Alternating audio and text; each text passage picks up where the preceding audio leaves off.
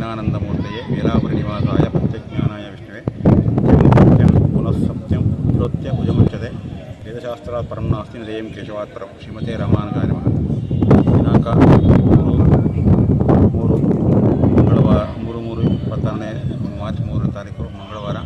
ಕೇತುಗ್ರಸ್ತ ಚಂದ್ರಗ್ರಹಣವು ಸೂರ್ಯ ಅಸ್ತಮಾನ ಮುಂಚೆನೇ 3:30ನೇ ಪ್ರಾರಂಭ ಆಗಿ 6:47 ತನಕ ನಡೆಯೋದರಿಂದ ಬೆಳಗ್ಗೆ ನಮ್ಮ ನಿತ್ಯ ಪೂಜೆ 9 ಗಂಟೆಗೆ ಮುಗಿಸಿ 9 ಗಂಟೆಗಾದ ಮುಂಚೆನೇ ನಾವು ದೇವಾಲಯದ ಗರ್ಭಗುಡಿಯನ್ನು ಬಾಗಿಲು ಹಾಕಲಾಗತ್ತೆ.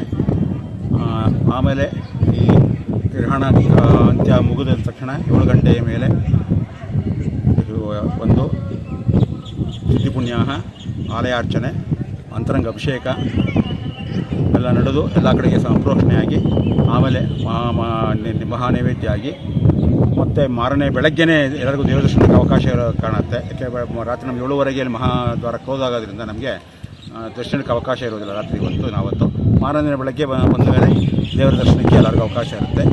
ಭಕ್ತಾದಿಗಳು ಇದಕ್ಕೆ ಸಹಕರಿಸಬೇಕಾಗಿ ದೇವಾಲಯದ ಆಡಳಿತ ಮಂಡಳಿ ಪರವಾಗಿ, ದೇವಾಲಯದ ಕಾರ್ಮಿಕ ಅಧಿಕಾರಿಗಳ ಪರವಾಗಿ ನಾವು ಜನಕ್ಕೆ ಸಂಘಟನೆಯಿಂದ ಈ ಬಗ್ಗೆ ತಿಳುವಳಿಕೆ ನೀಡಲಾಗುತ್ತೆ. ಬಂದು ದರ್ಶನ ಮಾಡಿ ಆಮೇಲೆ ಕೇಶವನ ಆಶೀರ್ವಾದ ತಗೊಂಡು ಎಲ್ಲರೂ ಪುನೀತರಾಗಬೇಕಾಗಿ. ಕೇತುಗ್ರಸ್ತ ಸೂರ್ಯಗ್ರಹಣ ಚಂದ್ರಗ್ರಹಣದಿಂದ ಯಾರು ಇದಕ್ಕೆ ಪೂಜೆ ಮಾಡಿಸೋರು ಹುರುಳಿ ಮತ್ತು ಅಕ್ಕಿನ ದಾನ ಕೊಟ್ಟು ಅವರ ಇದನ್ನು ಸಮರ್ಪಣೆ ಮಾಡಿದ್ರೆ ಅವರಿಗೆ ಇದರ ಏನು ಗ್ರಹಣದ ಕಾಲ ನಿಮಿತ್ತ ಶಾಂತಿ ನೆರವೇರುತ್ತೆ. ಇದು ಬೇಲೂರಿನ ಜನಕೇಶ್ವರ ದೇವರ ಪರವಾಗಿ ಪ್ರಧಾನ ಶ್ರೀನಿವಾಸ ಹೇಳಿಕೆ ನೀಡಿರ್ತಾರೆ.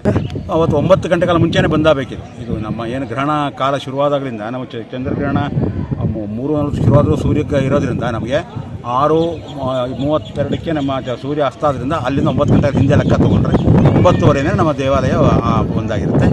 ಆಮೇಲೆ ಗ್ರಹಣ ಬಿಟ್ಟ ಮೇಲೆ ನಾವು ಅದಕ್ಕೆ ಅಂತರಂಗ ಶುದ್ಧಿ, ಪುಣ್ಯ ಅರ್ಚನೆ, ಅಭಿಷೇಕ ಆಗಿ ನೈವೇದ್ಯ ಆಗಿ ದರ್ಶನಕ್ಕೆ ಅವಕಾಶ ನೀಡಲಾಗುತ್ತೆ. ಗರ್ಭಗುಡಿ ಮೇಲೆ ಸುಖನಾಸೆಲ್ಲ ಹಾಕಿದ್ರೆ ಗರ್ಭಗುಡಿ ಮಾತ್ರ ಬಂಧವಾಗಿರುತ್ತೆ. ಯಾತ್ರಾರ್ಥಿಗಳು ಯಾವುದೋ ಅನುಕೂಲ ಅಲ್ಲ. ಅವರು ಟೂರಿಸ್ಟ್ಗಳಿಗೆ ಅವರವ್ರು ದರ್ಶನ ಮಾಡ್ಕೊಂಡು ಶಿಲ್ಪಕಲೆ ನೋಡೋಕೆ ಏನು ತೊಂದರೆ ಆಗೋಲ್ಲ, ಅವ್ರು ನೋಡ್ಕೊಂಡು ಹೋಗ್ಬೋದು. ಮುಂಚೆನೇ ಶುರುವಾಗೋದ್ರಿಂದ 3:40 ಪ್ರಾರಂಭ ಆಗಿ 6:47 ತನಕ ಇರೋದ್ರಿಂದ 9 ಗಂಟೆ ಕಾಲ ಮುಂಚೆ ಅಂದರೆ ನಾವು ಬೆಳಗ್ಗೆ ನಿತ್ಯ ಪೂಜೆ ಆಗಿ 9:30 ಒಳಗೆ ನಮ್ಮ ದೇವಾಲಯ ನಿತ್ಯ ಕೈಂಕರ್ಯ ಮುಗಿಸಿಕೊಂಡು ಸುತ್ತು ಪೂಜೆ ಮುಗಿಸಿ ಬಲಿಪ್ರದಾನ ಮುಗಿಸಿ ದೇವಾಲಯದ ಗರ್ಭಗುಡಿ ಬಾಗಿಲು ಹಾಕಲಾಗುತ್ತೆ. ಆವಾಗಿಂದ ದೇವಸ್ಥಾನದ ಪ್ರವಾಸಿಗರಿಗಾಗಲಿ ಇವರಿಗಾಗಲಿ ಯಾವುದೇ ದರ್ಶನವಿರುವುದಿಲ್ಲ ಗರ್ಭಗುಡಿ. ಆದರೆ ಹೊರಗಡೆ ಶಿಲ್ಪಕ್ಕೆ ನೋಡೋದಕ್ಕೋಸ್ಕರ ಅವರಿಗೆ ದರ್ಶನಕ್ಕೆ ಅವಕಾಶ ಇರುತ್ತೆ. ನಾವು ಹೊರಗಡೆ ಗರ್ಭಗುಡಿ ಮಾತ್ರ ಬಾಗಿಲು ಹಾಕೋದ್ರಿಂದ 6:47 ನಂತರ ಮೋಕ್ಷ ಆದ ನಂತರ ನಾವು 7 ಗಂಟೆಯಲ್ಲಿ ನಮ್ಮ ನಿತ್ಯ ಕೈಂಕರ್ಯ ಮುಗಿಸ್ಕೊಂಡು 7:30ಗೆ ಬಂದು ಅಂತರಂಗದಲ್ಲಿ ಮೊದಲು ಪುಣ್ಯ ಶುದ್ಧಿ ಪುಣ್ಯ ಆಗಿ ಸಂಪ್ರೋಕ್ಷಣೆಯಾಗಿ ಸುತ್ತುಗುಡಿಗಳಿಗೆ ಅಂತರಂಗ ಅಭಿಷೇಕ ಆಗಿ ಆಲಯ ಪ್ರೋಕ್ಷಣೆ ಆದಮೇಲೆ ಮಹಾನೈವೇದ್ಯ ಮತ್ತು ಮಹಾಮಂಗಳಾರತಿ ನಡೆಯೋದು ದರ್ಶನಕ್ಕೆ ಭಕ್ತಾಗಲಿ ಅವಕಾಶ ಇರುತ್ತೆ. ಮತ್ತು ಇಲ್ಲಿ 7:30ಗೆ ನಮ್ಮ ಇದರದ್ದು ಆರ್ಕಿಯಾಲಜಿ ಇರೋದು ಕ್ಲೋಸ್ ಮಾಡೋ ಹಂತ ಇರೋದ್ರಿಂದ ದರ್ಶನಕ್ಕೆ ಅವ್ರಿಗೆ ಏನು ಅವಕಾಶ ಆಗುತ್ತೋ ಅನ್ನೋದನ್ನು ನಾವು ಹೇಳೋದಕ್ಕೆ ಸ್ವಲ್ಪ ಪ್ರಾರಂಭ ಆಗುತ್ತೆ. 8:30 ಮುಗಿದ ಮೇಲೆ ಎಷ್ಟು ಜನ ಇರ್ತೋ ದರ್ಶನ ಮಾಡ್ಕೊಂಡು ಹೋಗ್ಬೋದು. ಮತ್ತು ಮಾರನೇ ದಿನ ಬೆಳಗ್ಗೆ ಮಾಮೂಲಿ 7:30ಯಿಂದ ಬಂದು ದರ್ಶನಕ್ಕೆ ಅವಕಾಶ ಇರುತ್ತೆ.